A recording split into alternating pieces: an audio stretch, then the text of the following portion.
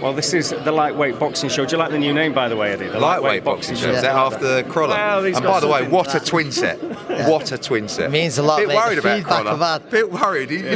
He's a bit young for a midlife crisis, but he's moving coming. that way. He's coming. Well, I just want to start off anyway, Eddie, with what we've just seen at the weekend, because it was a name that was mentioned by Felix Cash. Chris Eubank Jr. apparently doing great numbers in that fight with Liam Williams, and it's probably someone you might be working with down the line. But firstly, how did you assess Eubank, the figures that he apparently did, all the rest of it? Yeah, they opened it up. They gave it to non-Sky viewers as well, which was great for exposure for Chris Eubank. I thought he was quite poor. Look, it was good to get the win, but Liam Williams is a fighter whose punch resistance has sort of left him. He went over 3 times from a jab, and Eubank should have jumped all over him, and it would have then been a really impressive performance. I don't know why he didn't choose to engage for the second half of the fight, and he just let Williams come back and win rounds. But still, a good win. I'm not, no disrespect to Eubank. I think he's a very good fighter. I don't feel like he's a world-level middleweight, but he's still going to be in some great fights. And Felix Cash, our guy on the card this week, I think he's a tremendous fight for Chris Eubank Jr. Probably a fight that Eubank will say, what can Felix Cash bring me? Because that's what you normally say when you don't want to fight someone. I've used that line a few times as well. And but good win, good win. And there's always going to be big fights out there for Eubank because he's a draw. But if you ask me honestly, I don't think it was the most impressive performance, particularly in the back half of the fight. In light of what he could have gone out and looked sensational. But good win. Ed, where are we at the minute with the one you get asked all the time, Tyson Fury, Dillian-Whyte? Where are we at this moment in time? So we have the contracts. In a purse bid, I won't bore people too much. In a purse bid, it's a different kind of contract. Yes. There's a standard contract from the governing body, and we've been sent another contract, which is not the standard contract, but it's what we expected. And it's just a case of finding the middle ground, or just sign the actual contract you're supposed to sign. People get asked me, is Dillian-Whyte going to take the fight? Like, what do you think he's going to do? Have a 10-rounder at your call instead? I mean, this is the opportunity. I love Dillian-Whyte's. People are kind of losing their head that he's not biting back at Tyson Fury. Yes. Which Is it mind games? Is it mind games? I don't think it was to start with, but it's fantastic. Yeah. I mean, you see Fury out again today. Where are you, Dillian? And he's like, I'm in Portugal training, thank you, but I'll talk to you later. I'm sure, look, when the fight's made, I'm sure he'll be out, talking, but he doesn't have to play those games, And I think Tyson Fury's so good at mind games and so good at engaging and chatting that maybe it's an unintentional great game plan. But I think it's good to keep him guessing. And in that respect, maybe we'll be there, maybe we won't. We'll have to see on the night, won't we? A few whispers about this place hosting. Yeah, they will. But apparently, I think Aram and Warren are here in London. Wembley is apparently the day, April 23rd, I think they're saying. But we'll see. I think they'll go through the contractual process, and then once it's confirmed and announced, I'm sure Dillian will then say a few words. But you've got a stake in the other one as well. Can you clear anything up with venues, times, contracts, all the rest of it with Joshua and Usyk? Yeah, I mean, that was obviously about 10 days ago when it all fell through, the other chat. We got onto Alex Krasik and said, right, let's go. We need to get up and running. I'd like to do it in the UK. We've had quite a few offers from around the world as well. We'll meet with those guys next week, but ready to move forward with a May fight, I think. And AJ, I know there's been a lot of chat, like, the step aside and stuff like that. I was a believer, being quite honest, that the step aside and the whole deal to fight the winner of that fight was quite a sensible move. Yeah.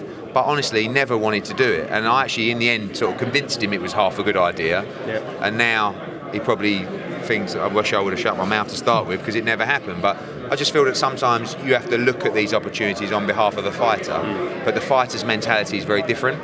Yeah. It's more about respect, and he kind of felt that he wouldn't want to walk down the street knowing he swerved the fight, and that's ego a little bit, but he's a winner, and he wants the challenge. When you got beat by Jorge Linares in a good fight first time around, you just wanted to fight him again. Of course. Yeah. It's like, some people thought you couldn't have won the second fight, which you didn't, but you don't care. I know. I feel like I can. Yeah. And that's the fight I want. I don't want any other fight. That's what I want, and he feels like that. So let him have it. Ed, this week you've been part of making the biggest fight in the women's game it's ever seen. What's it been like fight week being around Jake Paul? I know you probably answered it a few times.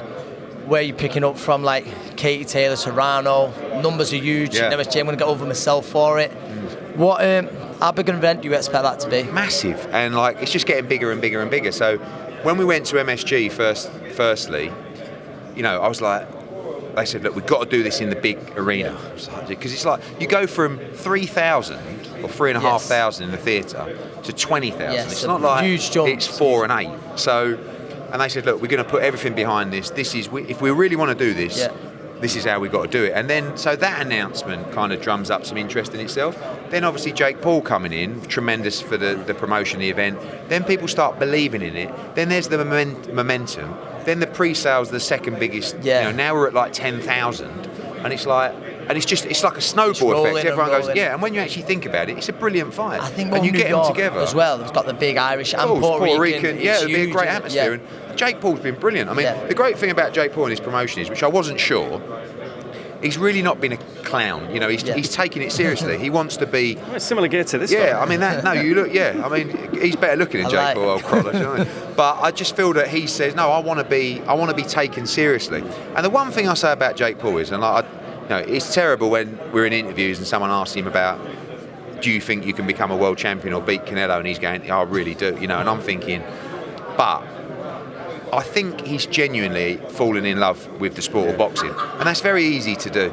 Like, you've only got to go to an amateur gym and have a couple of sessions to just fall in love with the sport. We've all fallen in love with it for different areas of the business and sport. So you can't, in that respect, I think sometimes people get YouTubers mixed up with just a cash grab who come in and disrespect the sport. I don't actually think he's disrespecting boxing. I think he's sparring. I think he's doing the camps. I think he's learning about the sport. He's investing back into the sport. So, you know, I said that he's a bit of a plonker sometimes, and he is. He asked me what that actually meant. But plonker's a nice word sometimes, I think. You know, and he's quite a lovable plonker. Like, you know, sometimes I watch him and go, but he loves rubbing people up the wrong way.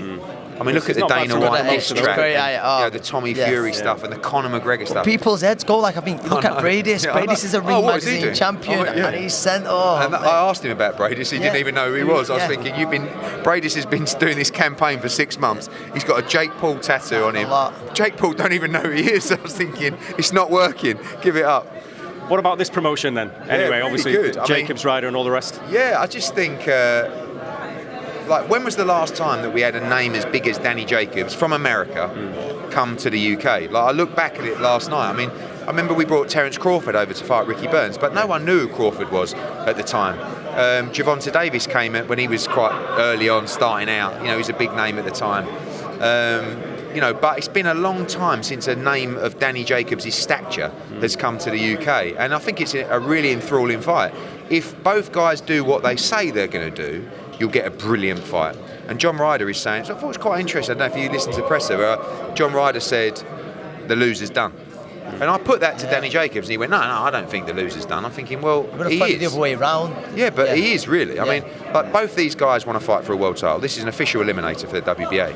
So if you lose, like, I think Ryder would retire, and I would recommend to Danny that he retires if he loses this fight. So John's putting that kind of pressure on him to put in that kind of performance, because if John starts to try and box Danny Jacobs, he's got absolutely no chance. He's got to get on his chest, and even then, you know, but he's got to force Danny to fight.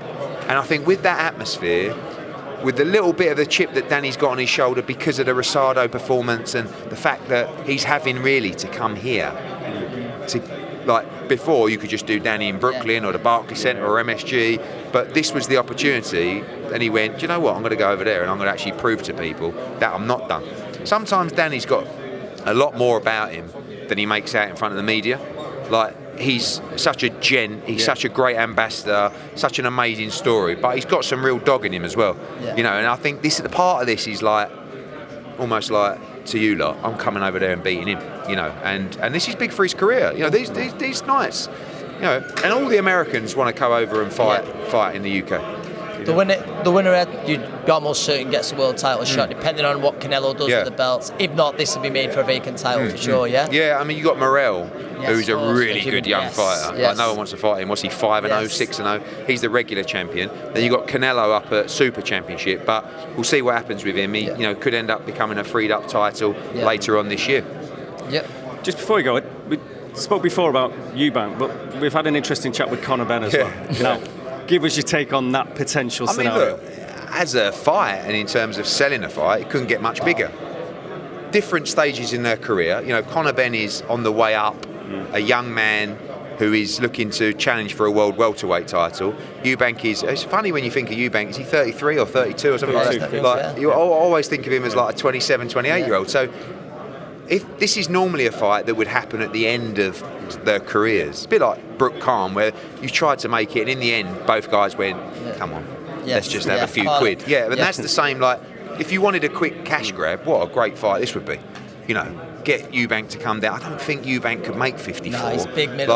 Could he make 58, 57? But then that's a massive disadvantage to Conor Benn. Listen, Conor Benn, as you've seen, will fight anyway. He's all over it. Tony Sims is going, Conor, I want to fight for a world title. Well, but it's massive. Everyone wants it. And that's what Conor's... as well, though. But I think Eubank was a bit taken by surprise by it, as if to say, I can't get much lower. Are you really going to come up? But if you said to Conor Benn, do you want to take it 160? He goes, I'm more than that now. I said, you haven't even started camp. Definitely. I spoke to Colla last night, because Colla texted me and he said, so a quote saying, we're in talks. And Colla went, who are you in talks with? I went, no one. Who are you in talks with? He went, no one. So I said, well, let's have a coffee. But, listen, as a fight, it's huge. So definitely have a coffee about it.